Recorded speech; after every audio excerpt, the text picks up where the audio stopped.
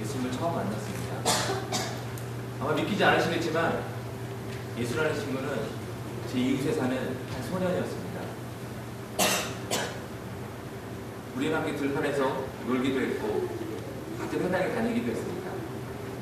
제가 지금부터 시작하는 이야기는 예수 그의 이야기며 또한 제 이야기가 합니다.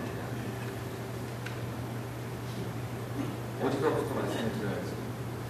제가 모든 것을 다 말씀드릴 수는 없지만 제 삶이 어떻게 변화되었는지는 말씀드릴 수 있습니다. 먼저 예수라는 친구는 우리와 함께 달리기나 낚시 등 놀기를 좋아했습니다. 그러나 그 예수는 우리가 좀 다르다는 것을 알게 되었죠. 예를 들면 유월절 절기 때 1년에 한 번 예루살렘으로 여행을 가게 되는데 예수는 자신이 길을 잃어버리지 않았다고 말했지만 그가 우리 곁에서 없어졌을 때 예수를 찾느라 얼마나 혼이랍니까. 그런데 그 친구 예수가 라피드가 이야기를 하고 있는 것이 아니겠습니까? 그리고 자기가 거기 있는 것이 마땅하다고 말했던 것 같습니다. 그 일이 있으면 저희 부모님께서는 더 이상 예수와 놀지 말라고 말씀하셨습니다. 불만이었지만 어린 저로서는 어쩔 수가 없었습니다.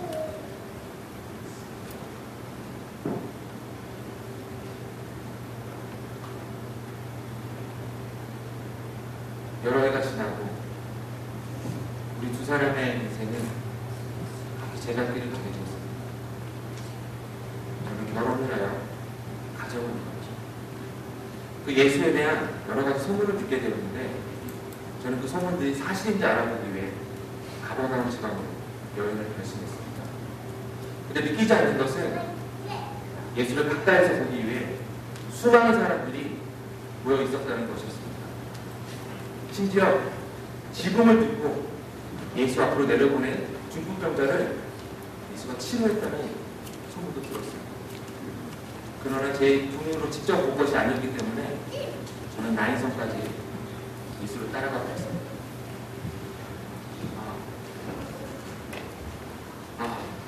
울고 있는 어머니를 바라보는 예수님의 모습입니다. 그리고 그 여인에게 했던 내 청소기는 울지 말아라 했습니다. 그리고 말하기를 청년아 내가 내게 말하노니 일어나라.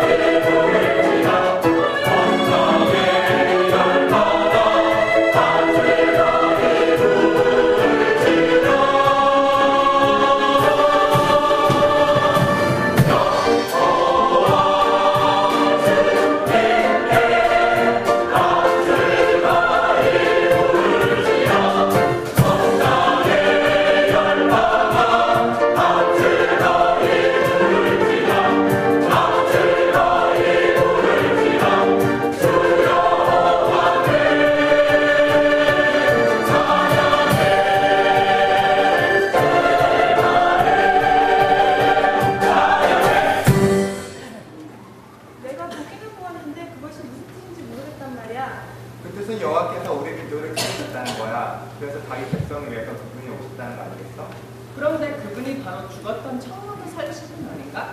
하나님 말고 누가 죽은 사람을 살게 됩니까? 누구냐고? 그것이 그날 내 마음속에 불같이 일어났던 질문이었습니다. 안녕하십니까. 저는 리차드라고 합니다. 저는 이 동네 저쪽에서 자랐습니다. 어릴 적 저는 꽤 괜찮은 아이였던 것으로 생각됩니다만 우리 가족은 교회에 다니지 않았습니다. 물론 제 일은 제 혼자서 알아서 해야 했고 실제로 대부분 잘 그렇게 했습니다. 제가 가장 중요한 것이 무엇이겠습니까? 생계를 꾸려나가는 것이었습니다. 그래서 아주 열심히 일을 해야 했고 제 기억에는 대학에 다닐 때 아주 열심히 일했습니다. 대학을 졸업한 후에 제가 어른이 되었다고 생각했습니다. 그런데 그게 아니었습니다. 저는 그전과 똑같은 사람이었고 결혼한 후에는 사는 게 더 두렵기만 했습니다. 각종 세금 지불하는 것들, 생필품 구입하는 것, 집 청소, 주방일 하는 것 등등 생각만 해도 머리 아픈 일들이 가득했습니다. 그러다가 한 가지 끝내주는 일이 생겼습니다. 제 아내 크리스틴의 부모님이 우리에게 작은 집 하나를 얻어주셨고 마침내 저는 승진하게 되었습니다. 아기를 낳은 후에 크리스틴하고 제가 멋지게 잘 살아보려고 했는데 우리 둘에게 문제가 생겼습니다. 때때로 저는 제 처지를 믿을 수가 없었습니다. 결혼은 깨졌고 한 칸짜리 방에 폴라로이드 TV, 내 인생은 항상 똑같이 그대로였습니다. 내가 생각했던 것들 이상이 아무것도 아닌 것 같았습니다.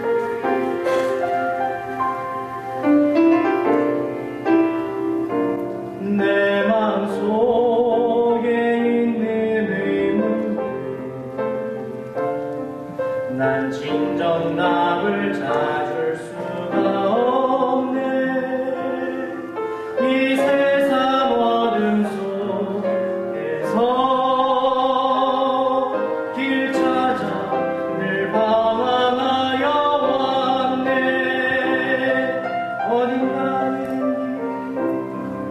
어딘가엔 길이 있다는 것 난 알고 있지만 어디로 가야만 할지 나는 진정할 수 없었네. 내게 속한 세상 일들 저 안개처럼 사라져버렸네. 난 실패하며 살았고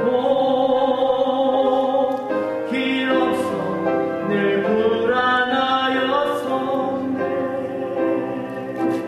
또 가야만 할지 난 알 수 없지만 꼭 하나 찾고 싶은 참 진리뿐일세.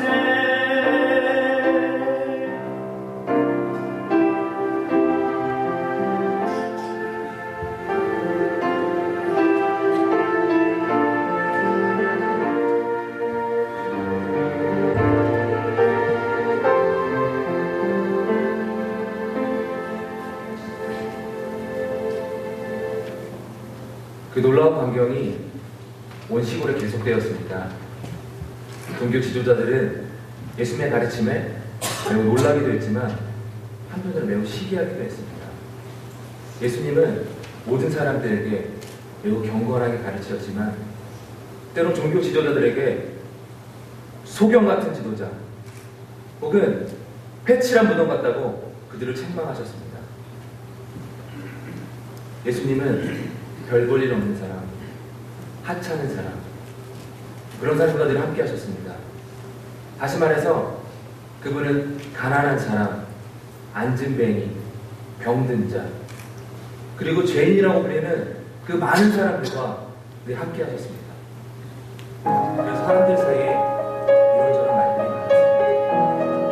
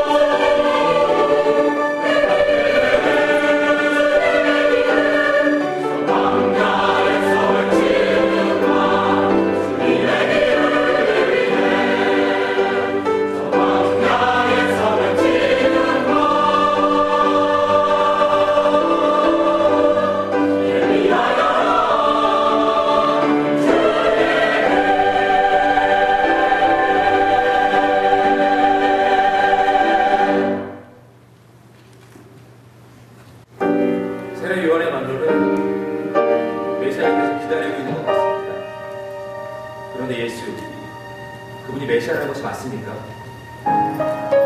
벳사다 광야에 사셨던 예수의 말씀이 들리는 중입니다. 제가 듣기론 벌써 소경을 모치셨고 물고기 2마리와 보리떡 5개로 5,000명을 먹이고도 남았다는데 정말 놀라운 일이 아닙니까? 그분은 요셉과 마리아의 아들인데 어떻게 이런 기적을 행할 수 있습니까? 저는 그 해답을 찾아야만 합니다. 아니, 깊이 꼭 찾을 것입니다. 어느 날 저는 시험 면접 시험을 보게 되었습니다.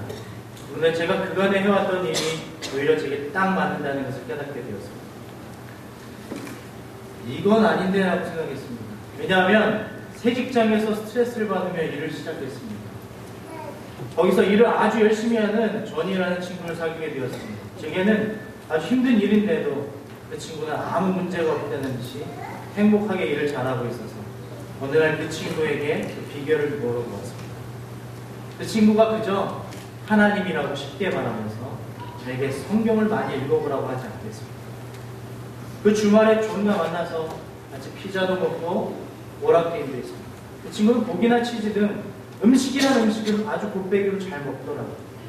나와 만나는 시간 내에 무슨 노래를 흥얼거렸습니다. 주의 말씀 듣고서 주내 가는 차는 반석 위에 터놓고 집을 지은 같아 랄라랄라랄라라 이런 노래가 됩니다. 그래서 저는 그때 그 노래 어디서 배웠냐고 물었더니 그 친구가 성경학교에서 배웠다고 했습니다. 말하기가 좀 그런데 확실히 그때 제 머릿속 갈등은 시작되었습니다. 성경학교. 웃기는 일도 있었습니다.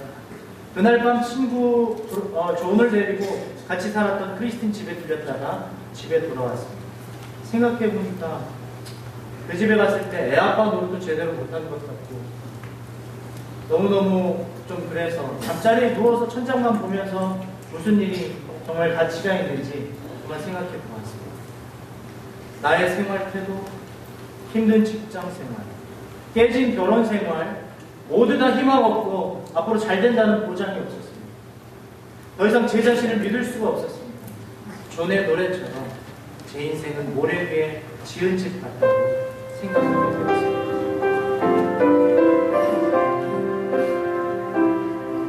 분명히 길이 있을 텐데 해답을 찾을 수 있을 거야. 꼭 찾고 싶지만 설명이 있어야 해. 어느 길로 가야 할지 기꺼이 찾아볼 거야. 나는 정말로 알고 싶어.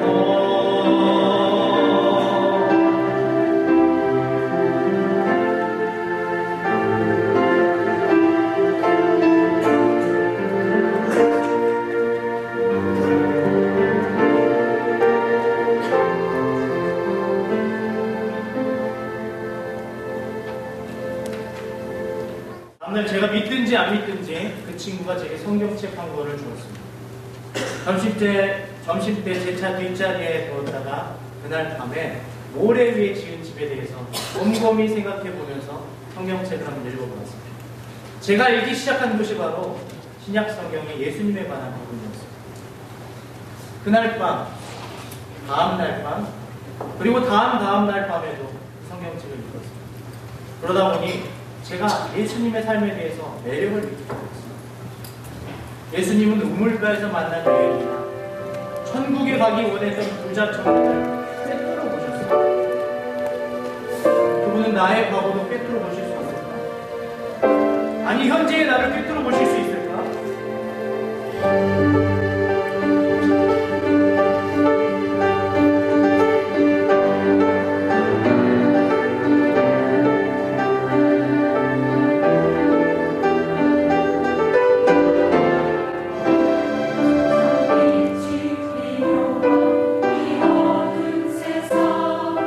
예수님은 참 되신 빛이라 참 빛 되시니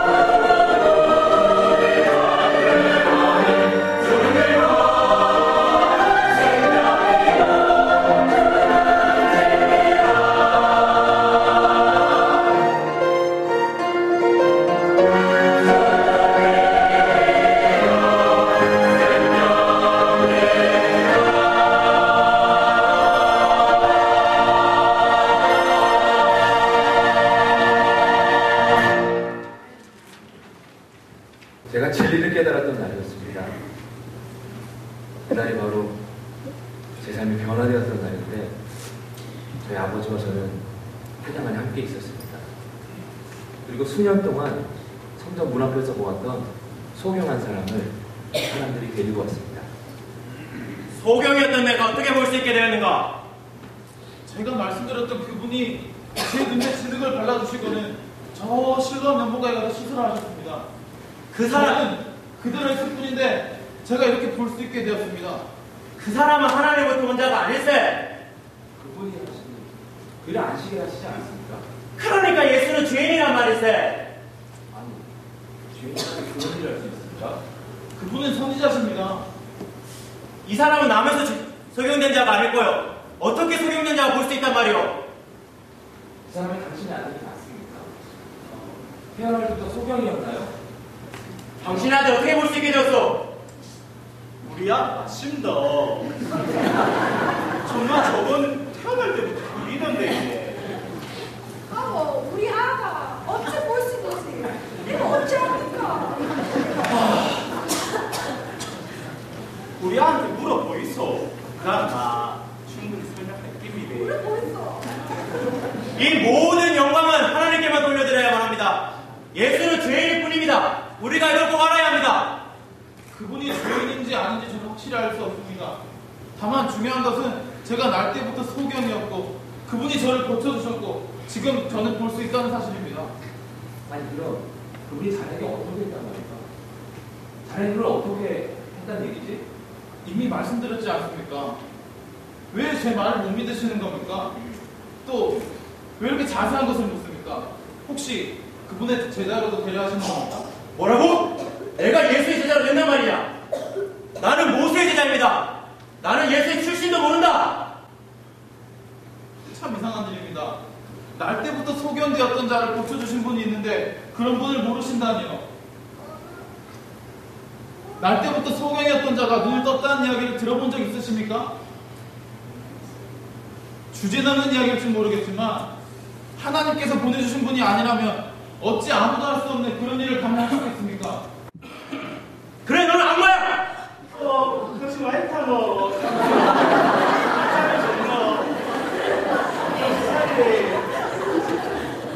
감히 나에게 훈계를 하다니 당장 회당 밖으로 나와라. 다시 회당을 돌아오지 말아라.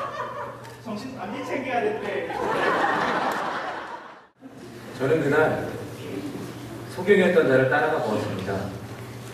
왜냐하면 그가 저에게 해준 말을 내가 믿고 있다는 것을 보여주고 싶었기 때문입니다. 제가 보니 예수님께서 그에게 말씀하시니까 그가 땅에 엎드리는 것이었습니다. 저는 서서 그저 바라볼 수밖에 없었습니다. 그리고 예수님의 눈동자를 쳐다보았지요. 예수님께서 이렇게 말씀하셨습니다. 나는 소경을 보게 하며 그리고 볼 수 있다고 많은 사람들이 자신의 소경이나 다른 바 없다는 것을 알려주러 왔노라.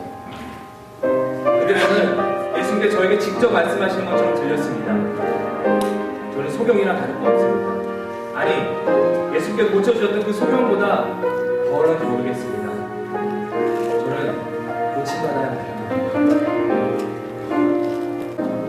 나의 삶을 돌아볼 때 내 삶은 정말 더 이상했어요. 참된 기쁨을 못하고 차가운 어둠만 가득했죠. 이 죄인을 불쌍히 보사 주여 잠이 베푸소서. 아픈 너도 외로워 주님만 바라보니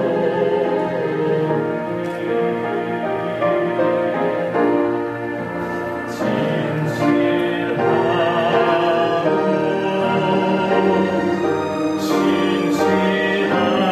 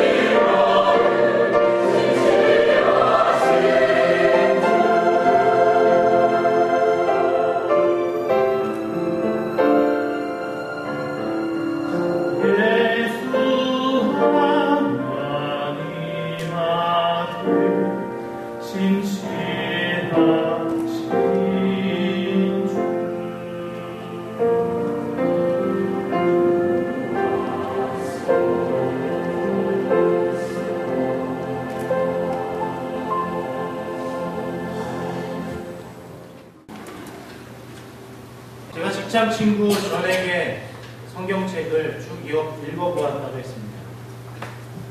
그리고 몇 가지 질문을 했습니다. 이 책이 정말로 하나님께서 저에게 말씀하시는 것이 사실이라면 이 책에 그 질문에 대한 대답이 있지 않겠냐는 것입니다. 그 친구는 성경에 모든 답이 있다고 하였습니다. 그래서 저는 이 책에 나온 그 답을 기록하였습니다. 사무엘 선지자까지 거슬러 올라가면 여러 선지자들이 예수님이 탄생하신 날에 이야기하고 있습니다. 그들도 역시 메시아를 위한 그 얘기였습니다. 저는 평생 아버지로부터 성경 말씀을 들으며 자라왔지만 지금 그 의미들이 저에게 너무 깊이 와닿습니다. 수백 년 전의 일이지만 이 모든 예언들이 다 성취된 줄 압니다. 그러나 그들의 메브라다야 너는 이스라엘을 다스릴 자가 너에게서 내게로 나올 것이라 그의 근본은 상급의 주이라. 저는 예수님이 베들레헴에 태어나신 것을 알고 있습니다. 제 마음속에 들어있던 말씀들이 다시 생각나기 시작했습니다. 예루살렘으로 들어가는 길목에 서 있었을 때 예수님이 나귀를 타시고 성 안으로 들어가시는 것을 보고 있었지요. 제 기억에 생생한 말씀들이 있습니다. 예루살렘에 따라 즐거이 불을 지어다. 보라, 내 왕이 내게 임하나니 그는 공의로우며 구원을 베풀며 겸손하여서 나귀를 타시리라. 그날 사람들은 예수님을 매우 좋아했습니다. 춤추고 노래했고 또 어린아이들은 나뭇가지를 들며 모두 다 예수님을 대환영했습니다. 그러나 얼마 가지 않아 종교 지도자들은 그들의 권력을 이용하여 더 이상 환영회사 하지 못하게 했을 뿐만 아니라 나중에는 예수님을 신성 모독죄로 체포하였습니다. 결국은 멸시와 천대를 받으셨으며 십자가의 고난이 시작되었습니다. 종교 지도자들이 예수님을 거짓말과 사령죄로 고소하였습니다. 그들은 예수님을 향하여 비웃으며 십자가를 지도록 했지요. 제 기억으로 그 비난 소리에 그를 막지 않을 수 없었으며 흐르는 눈물을 억제할 수 없었습니다. 그들의 말하는 것은 모두 진실이 아니었습니다. 그분은 울거나 큰 소리를 지르지도 않고 묵묵히 다녔습니다. 사람들은 마치 예수님이 흉악범이라도 되는 것처럼 채찍으로 때리고 발로 찼으며 심지어 그분에게 침까지 뱉기도 했습니다. 그리고 머리 위에 가시관을 씌었기에 피가 눈을 가리워 걷지도 못하시고 십자가 지면을 감당하기도 어려웠습니다. 그러나 예수님은 한마디의 불평도 없이 그 고난의 십자가를 지셨습니다. 마치 털을 감기는 양처럼, 아니 도사장에 끌려가는 그 어린 양처럼 묵묵히 끌려가셨습니다.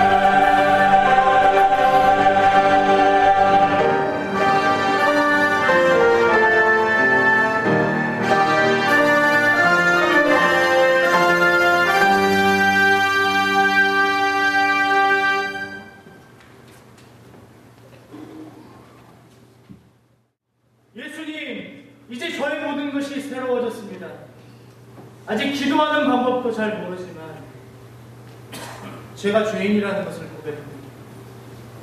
지금까지 제 일을 충실히 하지도 못하였습니다. 그러나 주님이 누구시라는 것과 그 주님의 말씀을 믿습니다. 저를 위해 십자가에 죽어주셔서 감사합니다. 주님은 나의 구원자가 되심을 믿습니다.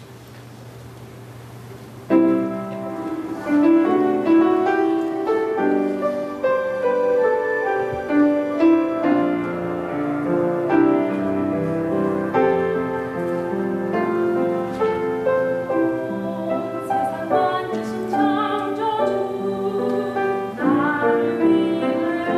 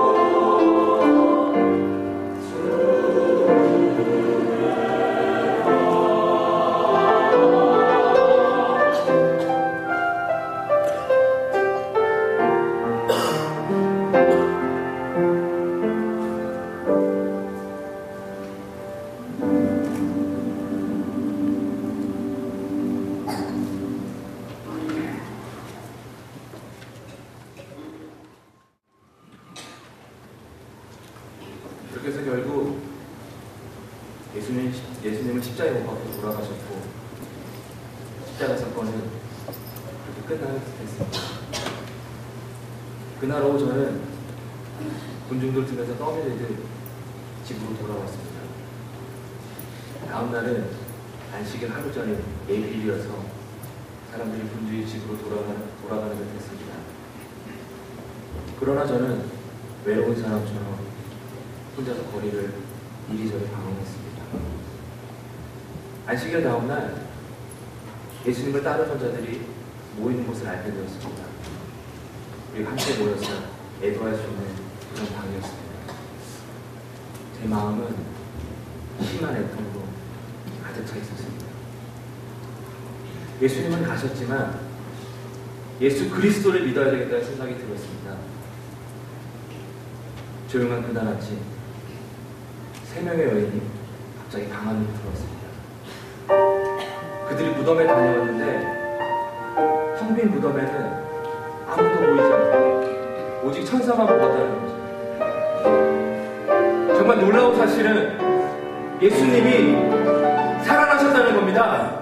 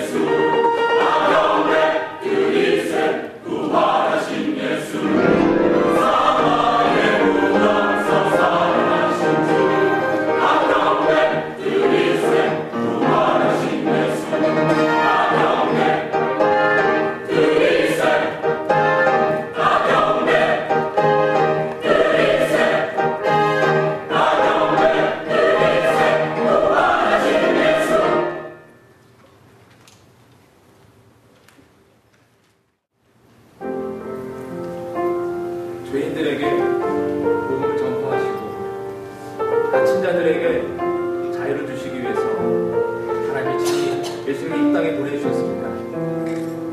예수님께서 우리의 죄를 인하여 희생 제물이 되신 예수님이 죄악 세상에서 우리를 구원하셨습니다. 예수님은 생명의 양식이 되십니다. 예수께 나오는 사람은 결코 굶주리지 않으며 그분을 믿는 사람은 영원히 목마르지 않습니다. 우리 죄로 인하여 희생제물 되신 예수님은 죄악 세상에서 우리를 구원하셨습니다. 예수님이 세상의 빛이십니다. 예수를 믿는 사람은 누구나 어둠 속에 있지 않고 생명의 빛이 될 것입니다. 하나님은 오직 한 분이시고 그 하나님께로 갈 수 있는 길도 역시 오직 한 길, 예수님을 통해서만 가능합니다. 사로잡혔던 사람에게 자유를 주시기 위하여 예수님 자신을 희생하셨습니다. 예수님은 길이요, 진리요, 생명이십니다. 예수님으로 말미암지 않고는 하나님께로 나아갈 사람이 없습니다. 하나님이 세상을 이처럼 사랑하사 독생자를 주셨으니 누구든지 예수 믿으면 멸망하지 않고 영생을 얻습니다. 아마도 여러분 중에는 저처럼 예수님이 바로 진리라는 사실을 알고 계시거나 혹은 오늘까지 잘 믿어지지 않아 이 문제로 오랫동안 깊이 고민하고 계신 분도 있으리라 생각됩니다. 혹시 여러분의 이야기가 저의 이야기와 같습니까? 잘못된 결정은 반복되는 실수와 시간 낭비의 결과를 가져옵니다.